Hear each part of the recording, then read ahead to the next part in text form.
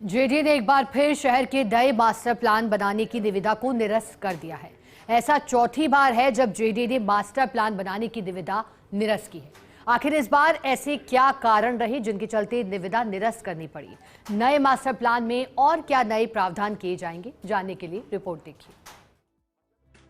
जयपुर शहर के मौजूदा मास्टर प्लान की वैधता की अवधि इस वर्ष 5 सितंबर तक ही थी, लेकिन समय पर नया मास्टर प्लान लागू नहीं करने के चलते जेडीए ने इस मास्टर प्लान की अवधि सितंबर 2027 तक बढ़ा दी है। नया मास्टर प्लान बनाने के लिए जेडीए ने 2 साल पहले ही कवायद शुरू कर दी थी, लेकिन विभिन्न कारणों के चलते बार बार निविदा करने के चलते अब तक नया मास्टर प्लान 2027 बनाने का काम शुरू नहीं हो पाया है। जेडीए की ओर से 2 साल पहले कवायद शुरू कर दी थी, लेकिन 3 बार जेडीए निविदा को निरस्त कर चुका है। किसी न किसी कारण से हर बार निविदा को निरस्त किया, कभी दर अधिक आने तो कभी एकल निविदा के चलते निरस्त किया।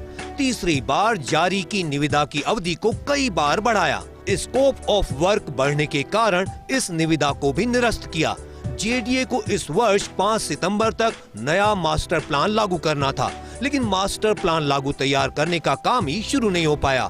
इसके चलते जेडीए को अवधि बढ़ानी पड़ी। मौजूदा मास्टर प्लान की वैधता की अवधि 2 वर्ष बढ़ानी पड़ी। जेडीए ने 5 सितंबर 2027 तक के लिए अवधि बढ़ाई है, लेकिन बढ़ाई गई इस अवधि में नया मास्टर प्लान लागू करना चुनौती है। जानकारों के अनुसार नया मास्टर प्लान बनाने के लिए समय चाहिए। वर्ष 2047 तक की आवश्यकता के अनुसार नया मास्टर प्लान बनाने के लिए जेडीए अब जल्द चौथी बार निविदा जारी करेगा। यह नया मास्टर प्लान पूरे 6000 वर्ग किलोमीटर के जेडीए रीजन का बनाया जाएगा। सिटी लॉजिस्टिक प्लान बनाने और पहाड़ी क्षेत्र को वर्गीकृत करने के कारण निविदा निरस्त की गई। नए मास्टर प्लान के तहत सिटी लॉजिस्टिक प्लान बनाया जाएगा। साथ ही पहाड़ी क्षेत्र में स्वीकृति के लिए वर्गीकरण किया जाएगा। पहाड़ों के संरक्षण के लिए राज्य सरकार ने बायलॉज जारी किए थे। इन बायलॉज के तहत पहाड़ी क्षेत्र का वर्गीकरण किया जाना है। नए मास्टर प्लान के तहत A, B, C कैटेगरी में वर्गीकरण किया जाना है। इस कैटेगरी के अनुसार ही जेडीए पहाड़ी क्षेत्र में भवन निर्माण की स्वीकृति दे सकेगा।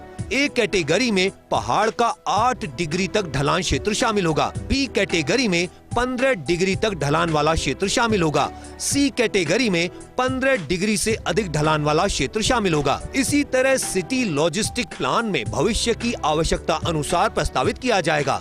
माल ढुलाई करने वाले वाहनों के लिए रूट प्रस्तावित किया जाएगा। इस प्लान में ऐसे प्रावधान होंगे कि इन वाहनों के कारण सड़कों पर यातायात दबाव नहीं बढ़े। इन वाहनों के कारण रिहायशी इलाकों में प्रदूषण नहीं हो। इन वाहनों के आवागमन के कारण कोई दुर्घटना नहीं हो। माल ढुलाई करने वाले भारी वाहन घनी आबादी से नहीं गुजरें। ऐसे वाहनों के रूट की रिंग रोड या राष्ट्रीय राजमार्ग से कनेक्टिविटी हो। माल परिवहन करने वाले वाहनों का शहर में प्रवेश का समय क्या हो। रिहायशी इलाके से दूर कहां वेयर हाउस और गोदाम बनाए जाएं।